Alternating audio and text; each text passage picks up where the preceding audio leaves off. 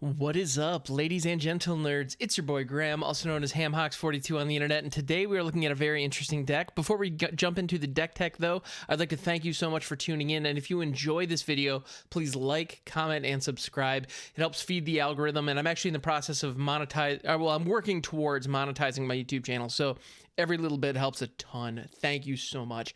All right. So the deck itself is interesting. I personally call this deck Swear Jar because it's all about cursing. Ba-dum-bum. I know, right? Anyway, so at the end of the day, we have a couple of different cards in here that allow us to curse our opponent for value.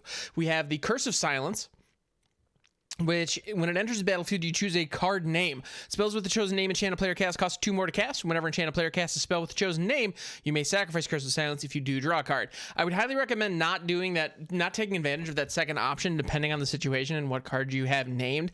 Because if you name a card like Divide by Zero or Expressive Iteration, or Brutal Cathar, or, there are a lot of great, 2 and 3 drop cards that you can name with this that completely kick your opponent in the teeth. Oh, Meathook Massacre is another great one. I would highly recommend naming if you see swamps on the other side of the field.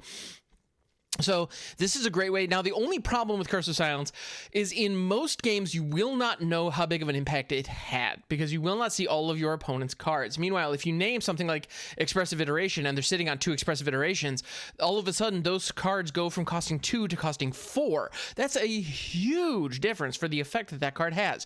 And so that is a big tax that you're then forcing upon them, that makes that card almost unplayable. Not quite, but darn close. And so you're not going to know if that's the case, if they don't end up casting those spells. So that is one thing. The card is doing work, I promise, even though it doesn't always look like it. But most importantly, it is an aura curse. This is an enchantment that hits the player themselves. Now, the other curses that we have in the deck is Curse of Leeches. We have some others as well, but one other one as well. But Curse of Leeches, enchant player as this permanent transforms into Curse of Leeches, you attach it to a player. So because this is a daybound, nightbound thing, at the beginning of the enchanted player's upkeep, they lose 1 life and you gain 1 life. So if it's an aura, if it's a curse, you're just draining them for 1 each turn. That's it. That's all it does. It's very simple. However, if it's nighttime, it becomes the Leeching Lurker, which is a 4/4 lifelinker with Nightbound, which means the moment it becomes day, it becomes Curse of Leeches. So it transitions from a curse into a creature. And back and forth, depending on if it's night or day. So that's really darn useful, and we can do some interesting things with that. And the fact that it's a 4/4 lifelinker for 3, that's a very meaningful body. So that is one of our main win conditions in this deck. Now, we have a couple others as well, but that is one of the key ways that we're going to eke out the value necessary to beat our opponent to death throughout the course of the game. We also have the Celestus in here as a way to specifically take advantage of Curse of Leeches. Celestus will give us the opportunity at sorcery speed to change it from day to night or night to day at will. So that's absolutely huge. It gives us the opportunity to control whether or not the Leeching Lurker is online or if we're working with the Curse of Leeches, depending on if we want them to have, if we want to have multiple curses, or depending on if we want to have more curses applied to our opponent or if we want to go more beatdown strategy. There are situations where both are very useful. All right, and then our final curse, the last curse, is the Curse of Surveillance. This is actually the only blue card in the entire deck. This is an Orzhov splash blue to make Esper, and we have 3 of these. Curse of Silence says, at the beginning of enchanted player's upkeep, any number of target players other than that player each draw cards equal to the number of curses attached to that player. That is a very awkward paragraph. However, they needed to word it that way for, to make the rules lawyers happy. But what that really means is if your opponent, so in a one-on-one context, if your opponent has 2 curses attached to them, at the beginning of their turn, on their upkeep, you draw 2 cards, or you may draw 2 cards. You get to choose whether or not you do so. In multiplayer, you have the opportunity to do some weird shenanigans with it, but you can let your shared enemies draw cards if you so choose, but in a one-on-one context, you just draw cards equal to the number of curses attached to that player. So if we throw 2 Curse of Silence and a Curse of Leeches, and it's daytime, so the Curse of Leeches is in fact a curse, we would be drawing 4 cards because the Curse of Surveillance does count itself, and that's every single one of our opponent's turns. So that's an incredibly powerful value engine. And in fact, these curses remind me a lot of the shrines. If you remember the Honden, the Honden of Stirring Waters or whatever, or the Sanctum of Calm Waters, I think it was, the blue shrine the blue shrine from M20, that card actually has you draw cards equal to the number of shrines you control. Then I think you have to discard 1. But when you have 4 or 5 shrines down, you really don't care. That 1 is irrelevant. But Curse of Surveillance functions in a similar capacity, except instead of counting shrines, it counts curses. So that's pretty darn cool. The other thing that we have in this deck is a lot of board wipes. That's very important. So we have 4 Doomskars. We love these. We also have 4 Meathook Massacres. These are also clutch.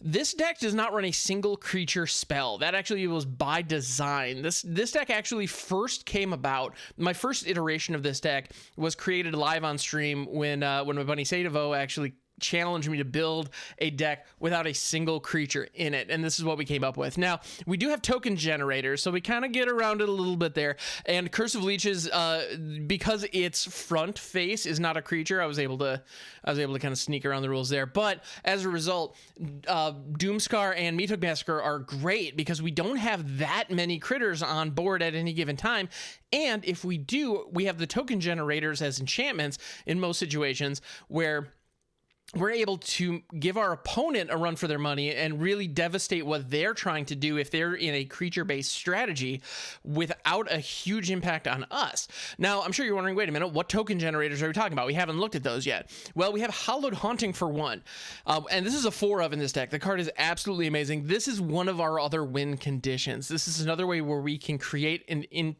create value in a way that can close out the game.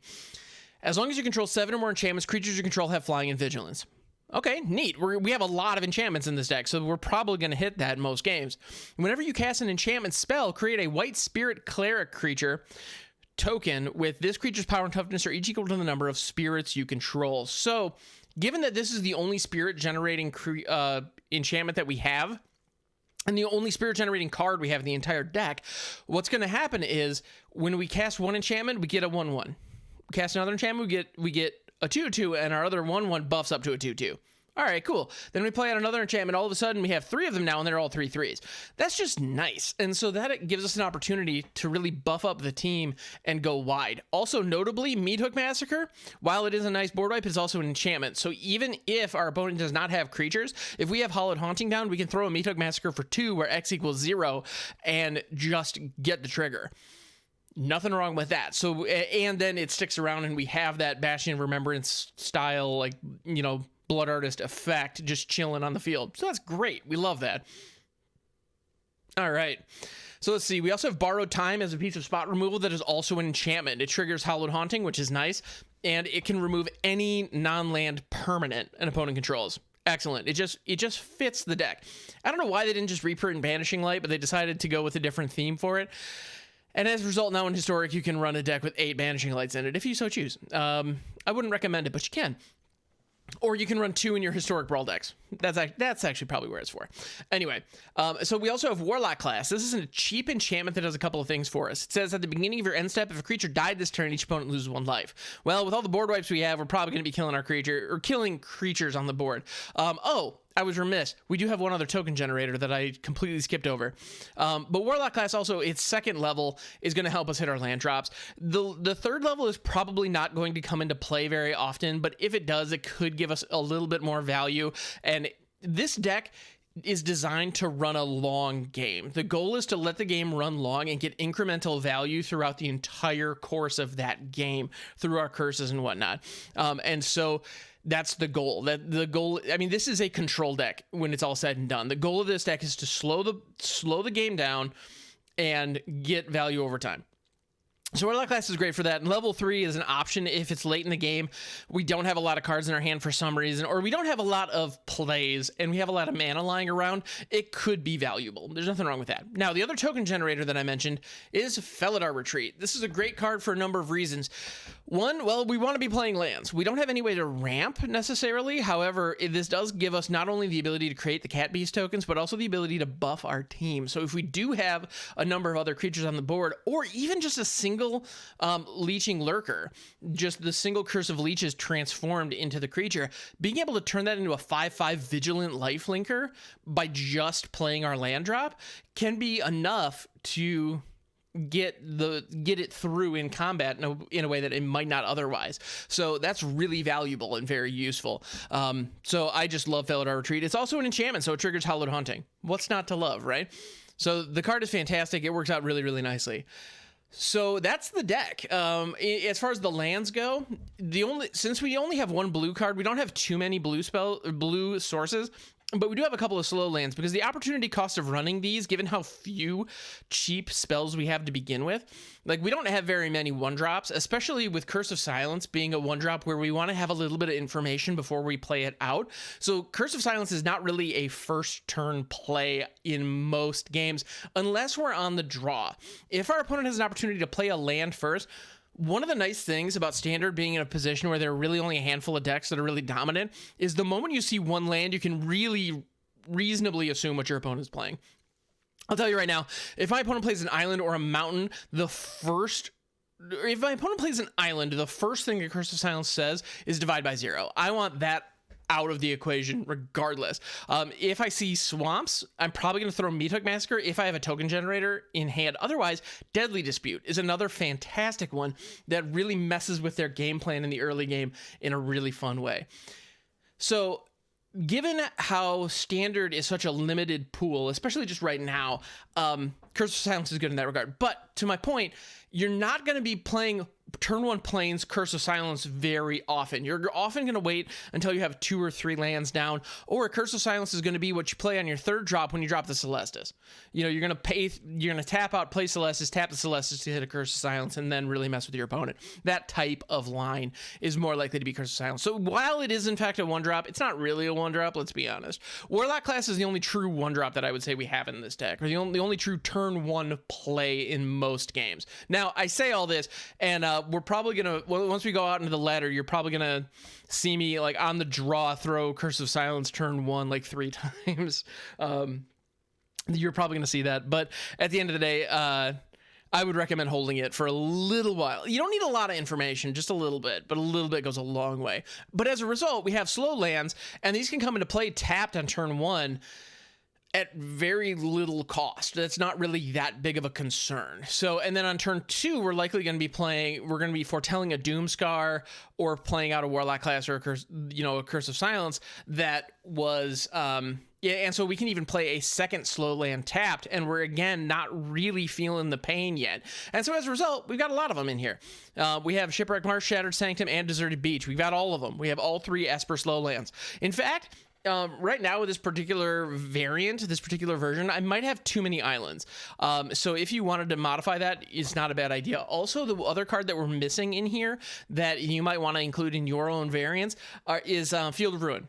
Field of Ruin can actually be really good in 3-color decks because it helps you fix your land while also eliminating threats from your opponent. So that's actually something that we probably should put in here, which I'll definitely do for other, I'll do later, but for this variant, for this version, I think we can live without it and see how it goes. So because we do have a lot of colored pips, you'll notice Hallowed Haunting has 2 white, Meathook Massacre has 2 black, Doomskar has 2 white, especially 2 white that we may need access to on turn 3, given how aggressive mono white can be right now. So, having access to those is very important. Being able to Doomskar on 3 is a big deal here, and Field of Ruin would get in the way of that. So that's a consideration. In any event, let's take this thing out into the ladder, see what we can do with it. This is Swear Jar. It's a deck all about cursing. Who doesn't love to just let loose and curse a little bit every now and then? All right, so let's take it out into the ladder, see what we can do with it. And yeah, here we go. All right, so I see 4 lands in the opening hand, a Warlock Class as well as a Doomskar, but also a Hallowed Haunting. So this is a relatively slow hand, although we have access to the Doomskar and the mana necessary to not only foretell the Doomskar, but also hit it on turn 3 if we are going up against mono white. So the question is it worth it to hit Warlock Class on 1? I guess it'll come down to what information we get off our opponent. Although, actually, now that I look at our lands, we don't have the option of hitting Warlock Class on 1 at all. So the real question is, do we hit Warlock Class on 2, or do we use our black mana sources to foretell Doomskar on 2 instead? It'll be interesting to see. I think it's probably worth throwing Shattered Sanctum here, and followed by, or we could throw the Plains. I'm seeing blue. That makes me nervous. All right. I'm going to throw the Warlock class here. I'm going to take it easy. So it's Jawari Disruption come down as Jawari Ruins. Then they have the Hall of the Storm Giants to follow it up. I'm not loving that. Not loving that. All right, so we're going to hit the Warlock class here. It's not likely that they're going to have a lot of creatures to Doomskar. I'm going to grab the Curse of Surveillance. I think that it has an opportunity to really be potent here. Now, the other option that we had there, we did have 2 black mana sources, so had we been careful about which ones were tapped, we could have grabbed the Warlock class and then cast that out, but we had no way of knowing that was going to be coming. All right, so this turn, it is time to try to stick a Hallowed Haunting. It's either that or throw another Warlock class and trip it immediately. I think we're going to try to hit a Hallowed Haunting here. We're probably going to walk right into a Saw It Coming or a Divide by Zero. Divide by Zero we can live with because it would give us an opportunity to just recast it next turn. Jawari Disruption, however, that is secret option C, the one that I was not super jazzed about, but hopefully they needed the land drop. Well, but they have an expressive iteration, so it just doesn't matter. All right, bummer, yo. That hurts. Hall of the Storm Giants coming in. Fortunately for us, they're all tapped and stuff. Let's see. So the Shipwreck Marsh. At this point, Curse of Silence Curse of Surveillance is likely to hit, which is going to be drawing us plenty of cards. So let's go. I would like to draw a card, please. Thank you. The other option that I was considering there was Curse of Silence, naming Divide by Zero. Now, if they hit my Curse of Surveillance with a Divide by Zero, I'm going to be exceptionally sad. Also, they are taking their sweet, sweet time to let this trigger resolve, which I'm not overly fond of, but it is what it is. All right. Also, can we just appreciate how disgusting the art on Curse of Surveillance is? It's really horrifying, and I can dig it. What can I say?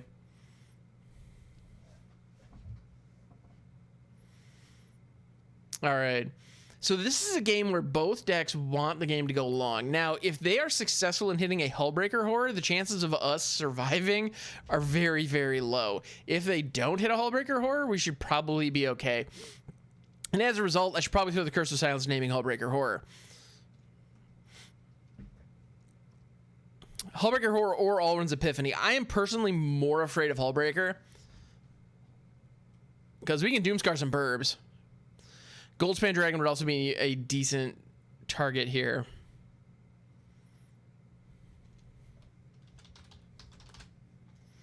But I'm going to name Hullbreaker Horror because it has me afraid. All right. Now time to throw another Warlock class. Let's go. And man, do I wish my Hallowed Haunting was on live right now. Online, that is. All right. We're going to activate the Warlock class. Let's see what we draw into.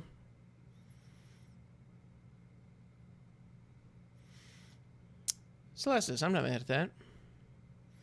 I like this very much. Celestus very much, as a matter of fact. And we're going to foretell that Doomskar because we might as well. There's the Divide by Zero. Maybe I should have named Divide by Zero with the Curse of Silence. But Hullbreaker Horror, I think, was a worthy target. Environmental Sciences. All right, fair enough.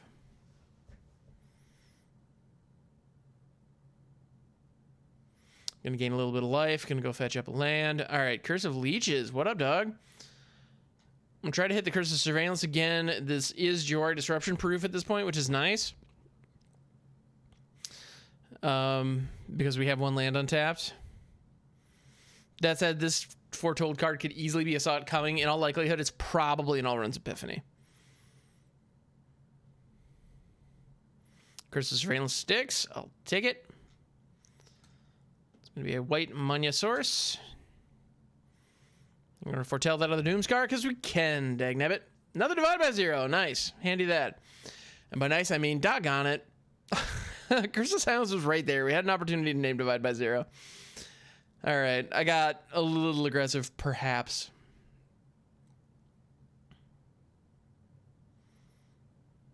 So also, I feel like it's important to note that this deck is not a... this deck does not match up super great against Epiphany. It's not its wheelhouse. It's definitely better against aggro, as you can see, because these Doomskars are just dead cards in our hand right now. And they wouldn't be in other matchups. They're debating on whether or not to let the Celestus resolve. Celestus is going to provide a lot of value, so I can't blame them if they were to counter it. But now it's time for Curse of Surveillance. We still have the Curse of Silence live and online. Cathartic Pyre. That's a card I was not expecting to see. Gonna dump Fading Hope. All right, fair enough, because that is not a valuable card in this matchup. But we are gonna get to draw 2 cards here. Yes! And it's a Hallowed Haunting and a Borrow Time. Let's go. They're gonna expressively iterate. So next turn we have the ability to Hallowed Haunting followed by a Curse of Leeches, which is exactly what I want to do. Now, we'll see how much they tap out, because that is going to make a world of difference. Now, they're probably going to hit Epiphany here and make me sad. I'm seeing 4, 5, 6, 7 mana available, so there's no reason not to at this point. Yep. Hate it when I'm right. But they take an extra turn, which means we get to draw 2 more cards. Yeah, buddy. Let's do this thing. And we got a Meathook Massacre. And, all right, cool. Galvanic Iteration into yet another Elrond's Epiphany to make me sad. Yeah, we're probably not going to get to play again. Cool. Except for the part where I said cool. We're going to draw a lot of cards, though. So that's something. And now they have Hull of the Storm Giants down. Is that lethal? Actually, with 2 turns queued up, it might be lethal soon.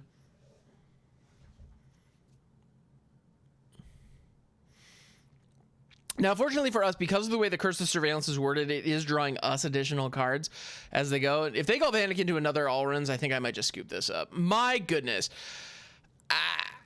When your opponent hits 3 Allruns Epiphanies, 2 of which they've Galvanicked. I mean, sorry, 3 Allruns Epiphanies. Yeah, 3 Allruns Epiphanies, 2 of which they hit with a Galvanic Iteration. What are we supposed to do here? Other than just die. Yeah, they've got 2 turns queued up. Yeah, they got it. They've got 10 damage in the air that we can't do anything about. Yep, that's a fair and balanced magic card, he said with heavy sarcasm. Oi. All right, well, these things happen. All right, so last game we went up against Epiphany and they drew the nuts. Here's hoping that we're going up against something else. Don't really care what, just something else. And now that I say that, we're gonna get steamrolled by mono white on turn 3, and I'm gonna be frustrated by that now too. Anyway, it's all good. Sorry. Okay. Normally, a little peek behind the curtain. Normally, well, free win. I'll take it. Normally, I film these in the middle of the day, but today actually I'm filming it after work, and so I'm a little loopy. So I do apologize about that. It is going to be past. It is soon to be bedtime. But anyway, let's move on to another game that we can actually play because I want to get 3 actual games. I'm not counting that one. Let's jump back into this. Let's go. All right, we got 3 lands in the Meathook Massacre. We don't have a second black mana source, so we can't cast out the Meathook Massacre, nor do we have a second white mana source to cast out Hallowed Haunting. I'm going to keep this, but we might have mana issues. I'm going to throw the Deserted Beach. The fact that we have double Hallowed Haunting, being able to Hallowed Haunting into a Hallowed Haunting could be absolutely disgusting for us, and I like that. I like being disgusting.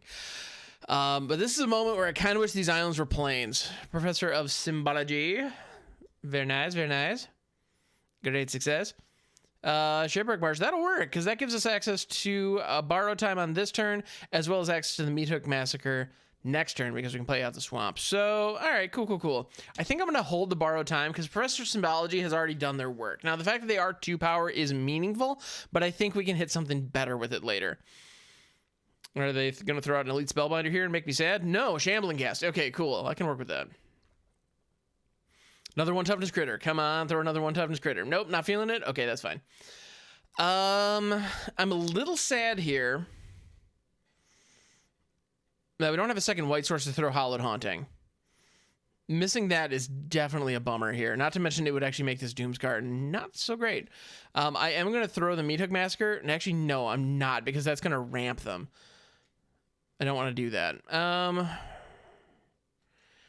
going to Borrow Time their Shambling Ghast, because it is a tool that they can leverage. Now, if they have the Deadly Dispute, I'm going to make them spend it now. And of course they have it, because why wouldn't they? So they're going to get 2 treasures here, which is going to ramp them up probably into a Lolth, I'm guessing. We shall see, though. Well, let's see if they go for it. They might also have an Onyx. Oh, Sorin. I wasn't expecting that. Okay, but I knew there was a Planeswalker. I knew that much. Okay. But Sorin is now live and online. Symbology Prof swinging in.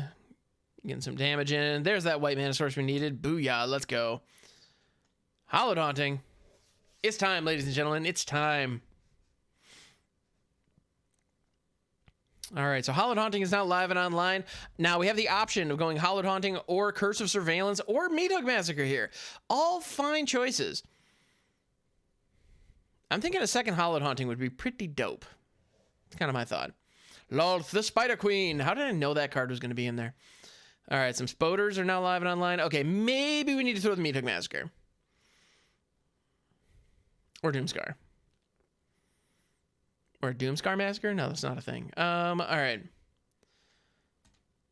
We got another white Moniosaurus. So if we throw Hallowed Haunting, we'll be able to foretell Doomskar. We would take 2, 4, 6, 8. Put us down to 4. Whoa, that would be, well, that'd be super greedy. It'd be like super hella greedy. Let's go for it. Although, there's one other trick that I've got up my sleeve. Notice how 2 black Manosauruses have been left untouched. Now, because we have double Hallowed Hauntings down, throwing the Meathook Massacre for 2, where X equals 0, means that we make 2 more spirits and they're all 3 3s. So all of a sudden, our opponent does not have the clean attacks that they thought they had. Plus, we have a bunch of token creators and another board wipe in our hand. So I'm not too worried about these spirits surviving. So if they do end up hitting us with some removal, that's fine. I'll live. You know, especially with Curse of Surveillance, that's going to be drawing us cards here very shortly.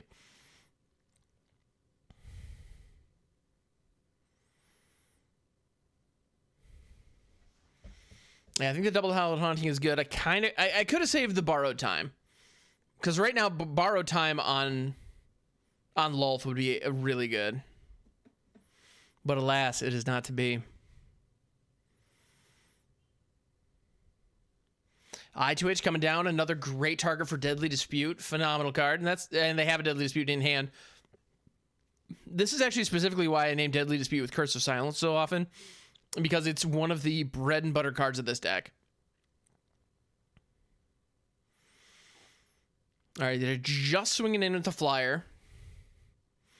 And they're going to keep all of their blockers back, which I can't blame them. That's a fine choice. Fine choice.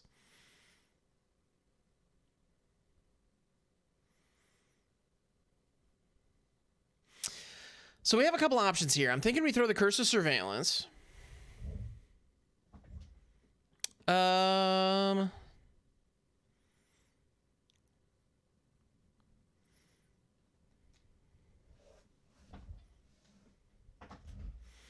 Yeah, time for Curse of Surveillance. This is going to buff up the team.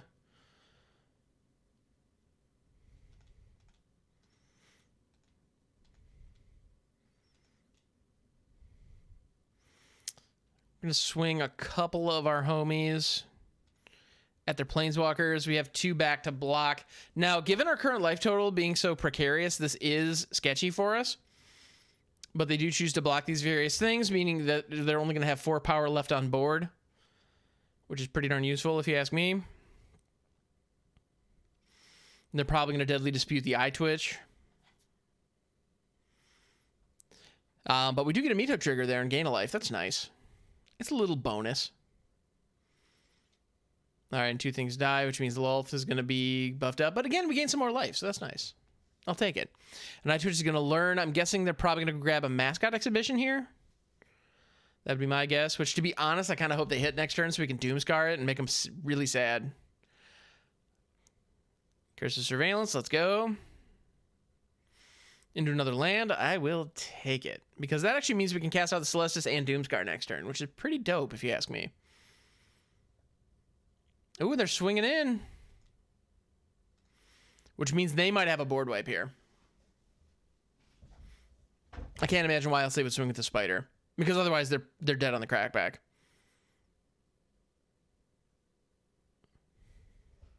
So they might have their own Doomskar here. Which would be fine, frankly. Ooh, Blood on the Snow. I should have saw that coming. In a deck running Lolth, that makes sense. But of course, Eye Twitch is the only card they can pull back. Meathook Massacre triggers, punches them in the face a couple of times. Pew, pew, pew. That's nice. Lolth being at 6 is making me nervous. I don't like that. And she's going to create some more spoders.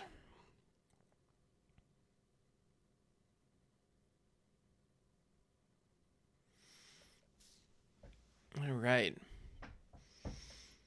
Go blank. That actually is really problematic for us. So I'm going to let the Celestus and the land go, which definitely stinks, but holding the Doomskar I think is really important here, given that their opponent is setting up a board state again. And Go Blank is a heck of a card. The fact that it exiles the graveyard is huge. Absolutely huge. I'm going to foretell this, which means we can't cast it this turn, which is mildly problematic, but at the end of the day, we've got 2, 4, 6, 7 damage coming at us this turn, but I want them to hit that Mascot Exhibition first and feel safe. And then Doomskar. Mwahaha.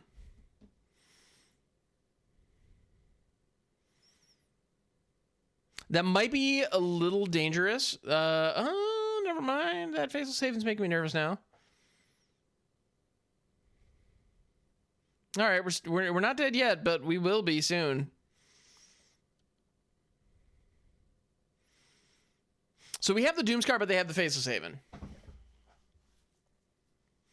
So if we don't top deck into an enchantment, Cursive Leeches, that'll work. Doomskar.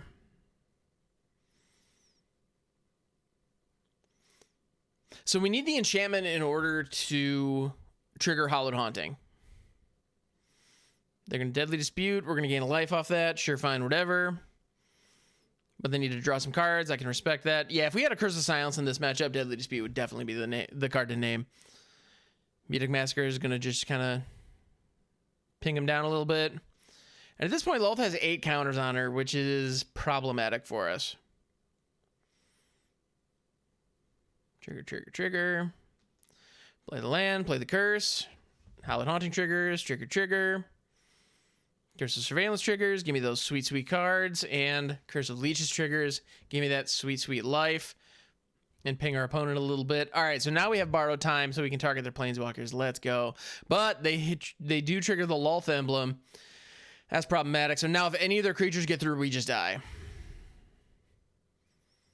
Which I'm not happy about, let me tell you what. We got the double up Faceless Haven. I would love to block one of those Faceless Havens, but because of that Lolth trigger, because of that Lolth emblem, we can't afford to. Truly problematic. But we ping away our opponent a little bit. So this is... Lolth Spider Queen. So yeah, so this is, this is Orzhov sack control, and it works. It's doing some good work for us. I think a Meathook Massacre would be clutch here. If we could draw into that, that would be dope. I don't know that it would be enough, but it would be dope. Doomskar, also dope. Qualifies as dope. So Meathook triggers, we gain a bunch of life. Lolth triggers, a bunch of stuff happens. But this time we have the borrowed time for Lolth. Hallowed Haunting triggers, so we're still alive. All right, we need to get some more curses, and we need to get them online fast, because these curses are really what's carrying us right now. Another Hallowed Haunting is nice. Ooh, but a Curse of Silence. Yes! All right, so Hallowed Haunting into Curse of Silence next turn is definitely what's about to happen. It'll be interesting to see if they elect to increase their board state with Mascot Exhibition, or if they choose to... Actually, the Mascot Exhibition might be okay. The Lolth emblem... Sorry, I'm getting excited here. Blood on the Snow, that's a problem. So the Lolth emblem says that whenever an opponent is dealt combat damage by one or more creatures you control, if that player lost less than 8 life this turn, they lose life equal to the difference, meaning that any one creature pinging in hits us for 8. That hurts. That hurts a lot, as a matter of fact.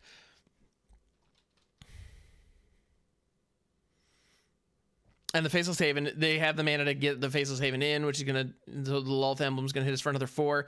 I don't think we have enough here.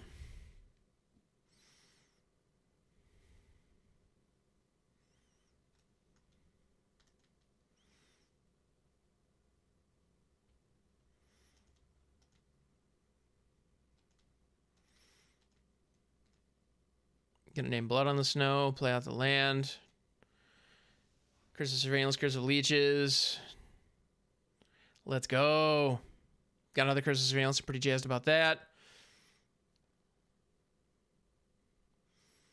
Faceless Haven coming in. Faceless Haven coming in. Only one of these needs to connect in order for this game to be over, and I don't have enough blockers. Dag, nabbit, yo. I need to watch as the one menace gets through and finishes the game. Doggone it. But you saw what this deck was trying to do.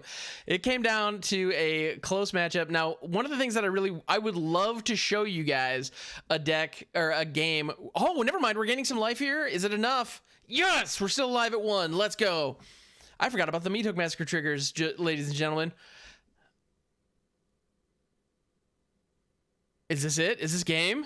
I think it might be.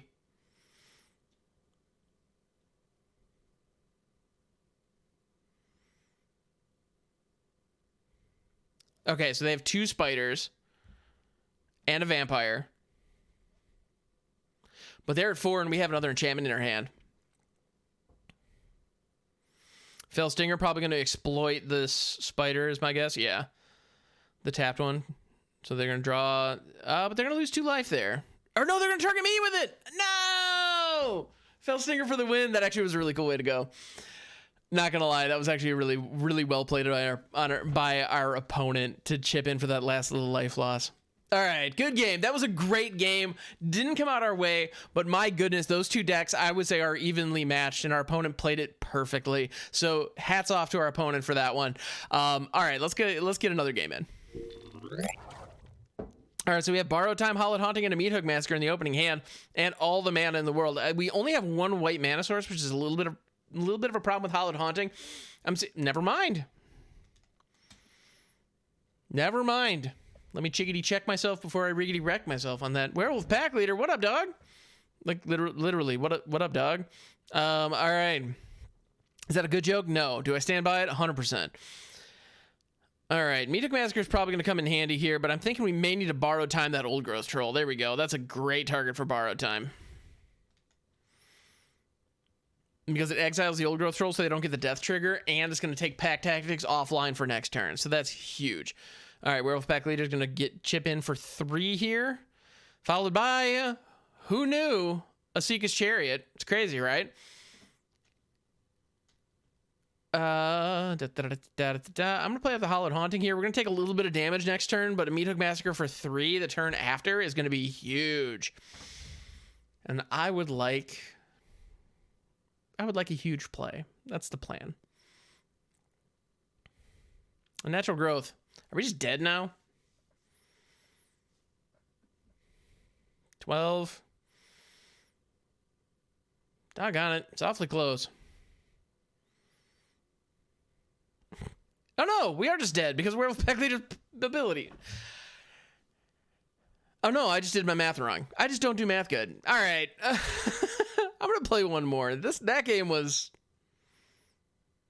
frustrating. Okay, so here I am saying aggro, aggro, aggro. We have good matchups against aggro, and then Unnatural Growth just comes in and is like, no, you don't. Shut up. Wham. All right. Let's get another one in here. Death Roulette. Interesting name. Let's go, buddy. Let's do this thing.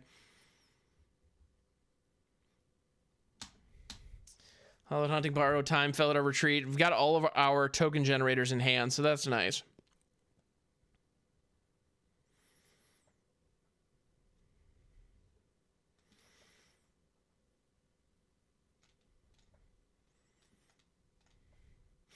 I chose to throw the pathway out as the Grimclimb Pathway rather than the Brightclimb Pathway.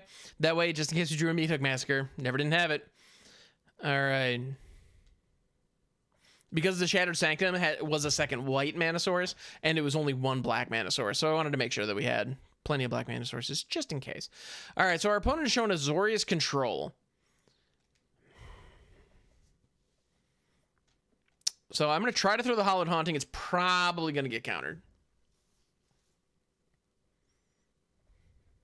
It is not. Are they going to divide it by 0 now that it's on the field? No, they're going to Memory Deluge. Okay.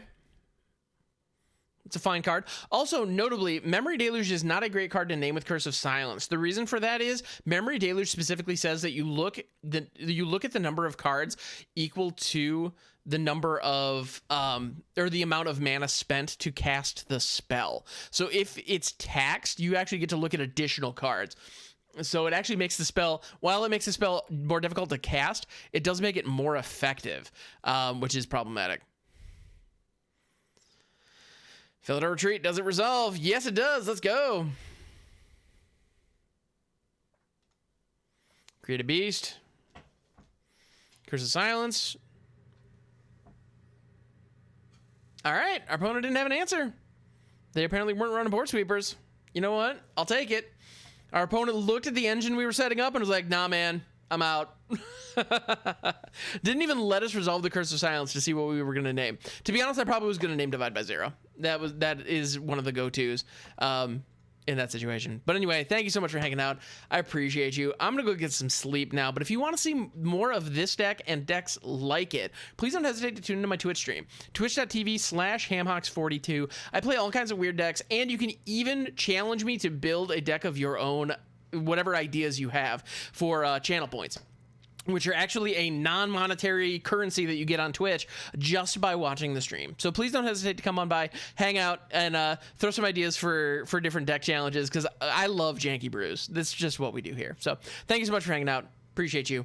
Have a phenomenal day, and I'll catch you next time.